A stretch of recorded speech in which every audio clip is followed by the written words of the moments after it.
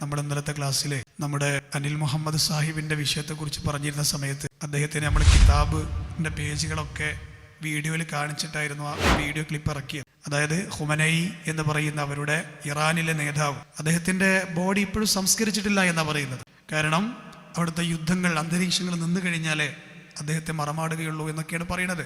വല്ലാഹു അലം. അതിന്റെ മുന്നേ നിങ്ങൾ അദ്ദേഹത്തെ കുറ്റപ്പെടുത്തുകയാണോ എന്നാണ് അനിൽ മുഹമ്മദ് സാഹിബ് നമ്മോട് ചോദിച്ചത്. ആ മയ്യത്ത് മറവാടിയിട്ടില്ല. അതിനു മുമ്പേ നിങ്ങൾക്ക് വ്യഗ്രത മുഴുവൻ എന്താ അല്ലേ? അദ്ദേഹത്തിന് ആ ക്ലിപ്പ് കിട്ടി. ആ ക്ലിപ്പിന് അദ്ദേഹം ഇന്നലെ നമുക്ക് മറുപടി തന്നു. ആ മറുപടിയിൽ അദ്ദേഹം പറഞ്ഞെന്താണ്? അദ്ദേഹത്തോട് സ്നേഹത്തോടു കൂടി നമുക്ക് പറയാനുള്ളത്, നിങ്ങളെ മറുപടി ആയിട്ടില്ല, അതൊരു മറുപടിയായിട്ട്. കാരണം കിതാബിന്റെ പേജ് വായിച്ച് നിങ്ങളെപ്പോലെ കേടുവരാൻ ഞാനില്ല എന്ന് ഉപ്പര് പറഞ്ഞു. എൻ്റെ സഹോദര, ഇനി ഞാനിവിടെ കിതാബ് തുറക്കാത്ത ഒരു കുഴപ്പമേ ഉള്ളൂ. ഇനി ഞാൻ കൂടി കിതാബ് തുറന്നിട്ട് എന്ത് കാര്യമാണ് സഹോദര? നിങ്ങൾ തുറന്ന കിതാബ് ഒരിക്കലും തുറക്കരുത്. കാരണം നിങ്ങളെപ്പോലെ ആകുമെങ്കിൽ അങ്ങനെ തുറക്കരുതെന്ന് ആഗ്രഹിക്കുന്ന ഒരാളാണ് ഞാൻ. അറിയില്ലെങ്കിൽ അറിയില്ല എന്ന് പറഞ്ഞാൽ മതി. പണ്ടൊരു കുറുക്കൻ ഇങ്ങനെ മുന്തിരിമൊക്കെ നോക്കിയിരിക്കുകയാണെന്ന് പറഞ്ഞു. കുറേ ചാടി നോക്കി, കുറേ കയറി നോക്കി, കുറുക്കന് കിട്ടണില്ല. അവസാനം കുറുക്കൻ പറഞ്ഞ ഭയങ്കര പുളിയാണ്.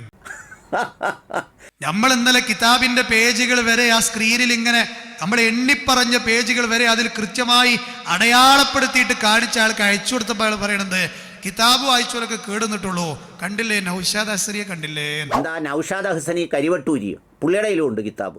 നിങ്ങളെ കൂട്ടത്തിൽ കുറെ മുജാഹിദീങ്ങളെ കണ്ടില്ലേ? അതുകൊണ്ട് കിതാബ് പഠിക്കാൻ ഞാനില്ല, ഞാൻ സംസ്കാരമുള്ളവനാണ്.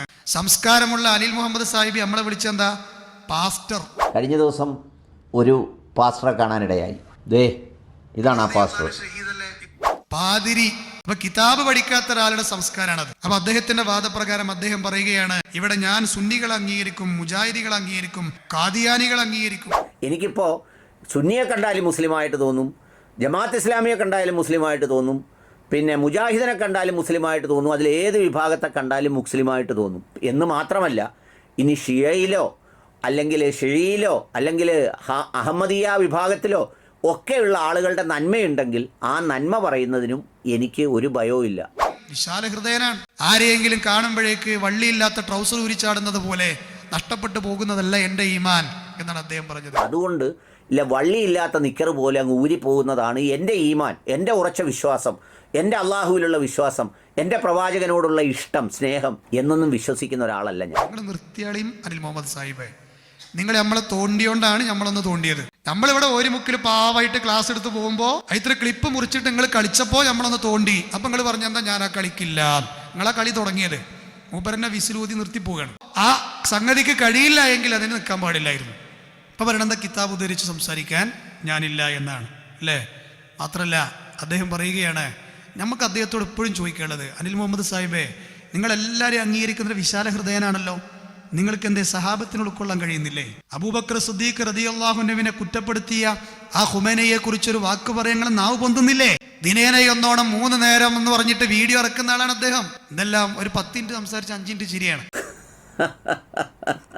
ആയിക്കോട്ടെ, കുഴപ്പമൊന്നുമില്ല, അത് അദ്ദേഹത്തിന്റെ പ്രകൃതിയാണ്. പക്ഷെ അദ്ദേഹത്തിന്റെ ആ സംസാരത്തിൽ അദ്ദേഹം ഉൾപ്പെടുത്തേണ്ടിയിരുന്ന എന്താണ്?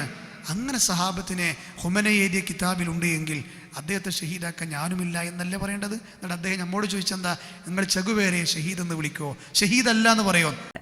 ഇനി ഈ ആൾ പറഞ്ഞല്ലോ അനിൽ മുഹമ്മദിനോട്, ഞാൻ നിങ്ങളോടൊരു കാര്യം ചോദിക്കട്ടെ. നിങ്ങൾ ചെഗുവേരയെ ഷഹീദായിട്ട് അംഗീകരിക്കുമോ? രക്തസാക്ഷിയായിട്ട് നിങ്ങളുടെ കിതാബ് പ്രകാരം ഇല്ലായിരിക്കും. നിങ്ങൾ ഭഗത് സിംഗിനെ ഷഹീദായിട്ട് അംഗീകരിക്കുമോ? കിതാബ് പ്രകാരം, ഈ മൊലിയാരി തുറന്ന കിതാബ് പ്രകാരം അംഗീകരിക്കാനൊക്കത്തില്ല. അതിൻ്റെ ഉസൂലുകൾ ഒത്തുവരുത്തില്ല. പക്ഷെ നിങ്ങളത് പരസ്യമായിട്ട് പറയുമോ അവർ ഷഹീദല്ല? പറയും അനിൽ സാഹിബേ, അത് ഷഹീദല്ല. ചെഗുവേരയെ നിങ്ങൾ ഷഹീദല്ല എന്ന് പറയും. എന്തിനാണ് അയാളെ ചോദ്യം ചോദിച്ചു? എനിക്ക് മനസ്സിലായില്ല. ഞാൻ സത്യം പറഞ്ഞ അതിനെക്കുറിച്ച് കുറേ ആലോചിച്ചു, മനസ്സിലാവണില്ല. ചെഗുവേര ഷഹീദല്ല നിങ്ങൾ പറയും, 10 വട്ടം പറയും, 100 വട്ടം പറയും. ചെഗുവേരയെ അംഗീകരിക്കുന്ന ആൾക്കാർ അയാൾ രക്തസാക്ഷി എന്ന് പറഞ്ഞിട്ട് നമുക്ക് പ്രശ്നമൊന്നുമില്ല. പക്ഷെ ദീനിന്റെ പേരിൽ അയാൾ രക്തസാക്ഷി ഒന്നല്ല. ഖുമൈനി ഞങ്ങളെ സംബന്ധിച്ചിടത്തോളം ഇസ്ലാമിന്റെ ശത്രുവാണ്. പക്ഷേ അദ്ദേഹം ഇന്ന് അദ്ദേഹത്തിന്റെ നാട് നേരിടുന്ന അക്രമം അത് പൊതുശത്രുവായ ഇസ്രായേലിനെ ചെയ്യുന്ന ചതിയാണ്, വഞ്ചനയാണ്.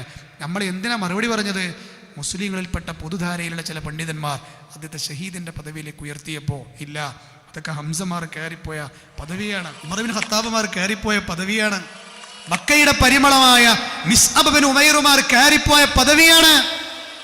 അള്ളാഹുവിന്റെ റസൂലിന്റെ കൂടെ ഹിജറക്ക് പോയ അബൂബക്കർ റളിയല്ലാഹു ചീത്ത പറഞ്ഞ അദ്ദേഹം എങ്ങനെ ഷഹീദാവും കൂട്ടരെ? അതിന് അദ്ദേഹത്തിന് പ്രശ്നമേ ഇല്ല. നമ്മളെ വ്യക്തമായി കാണിച്ചു കൊടുത്തിട്ട് അദ്ദേഹം മറുപടി പറഞ്ഞിട്ടില്ല. അതുകൊണ്ട് ഇതൊരു മറുപടി ഒന്നുമല്ല, അദ്ദേഹത്തോട് സ്നേഹത്തോടു കൂടി നമ്മൾ കാര്യം ഉണർത്തിയെന്ന് മാത്രം. ഈ പരിപാടി നമ്മളിവിടെ നിർത്തിയിരിക്കുകയാണ്. നിങ്ങളോട് മുട്ടാൻ നമ്മളില്ല. കാരണം നിങ്ങൾക്ക് കിതാബുമായിട്ട് ബന്ധമല്ല എന്ന് പറഞ്ഞ സ്ഥിതിക്ക് നമ്മൾ സംസാരത്തിനില്ല അല്ലേ? നിങ്ങൾക്ക് എല്ലാറ്റിനും ഒരു തളപ്പ് മതിയായിരിക്കും, നമുക്കത് പോരാ. നിങ്ങൾക്ക് കാദിയാനികൾ ഉൾക്കൊള്ളാനും ഈ എരപ്പൻ്റെ അരിക്കോട്ട എടുക്കണങ്ങൾ, അതിൻ്റെ പ്രത്യേകത എന്താ? എരക്ക മോണൻ്റെ കയ്യിലൊരു കൊട്ട ഉണ്ടാവും. അതിൽ തന്നെയാണ് നജ്മിൻ്റെ വീട്ടിൽ പോയ ബോധനരി എടുക്കും, ഷുക്കൂർ ഖാൻ്റെ വീട്ടിൽ പോയാൽ നെയ്ച്ചോറരി എടുക്കും, അപ്പുറത്ത് അഹമ്മദ് ഖാൻ്റെ വീട്ടിൽ പോയാൽ ചിലപ്പോൾ വേറെ അരി ആയിരിക്കും കൊടുക്കുക. ഒക്കെ ഇടുന്ന ഒരേ കൊട്ടയ്ക്കാണ്. അങ്ങനെ എല്ലാം സ്വീകരിക്കാൻ പറ്റിയ കൊട്ടയല്ല നമ്മൾ. നമുക്കൊരു വ്യക്തമായ ട്രൂ പാത്ത് ഉണ്ട്. ആ പാത്തിൻ്റെ പേരാണ് സിറാത്തുൽ മുസ്തഖീം.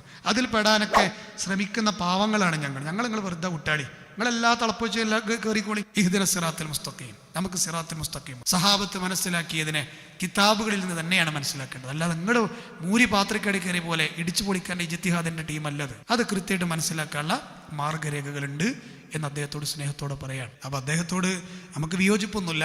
അദ്ദേഹം ഇടപെട്ടപ്പോൾ നമ്മളൊന്ന് ഇടപെട്ടു എന്ന് മാത്രം. അള്ളാഹു അദ്ദേഹത്തിനും സൽബുദ്ധി പ്രദാനം ചെയ്യുമാറാകട്ടെ. അള്ളാഹുവിൻ്റെ മാർഗത്തിൽ അവൻ്റെ വജു ഉദ്ദേശിച്ച് ഒരുമിച്ച് കൂടി നമുക്കെല്ലാം അള്ളാഹു അർഹമായ പ്രതിഫലം നൽകി അനുഗ്രഹിക്കുമാറാകട്ടെ. താങ്ങാൻ കഴിയാത്ത വലിയ രോഗങ്ങളിൽ നിന്നും പരീക്ഷണങ്ങളിൽ നിന്നും റഹ്മാനായ റബ്ബ് നമ്മയെല്ലാം കാത്തുരക്ഷിക്കുമാറാകട്ടെ.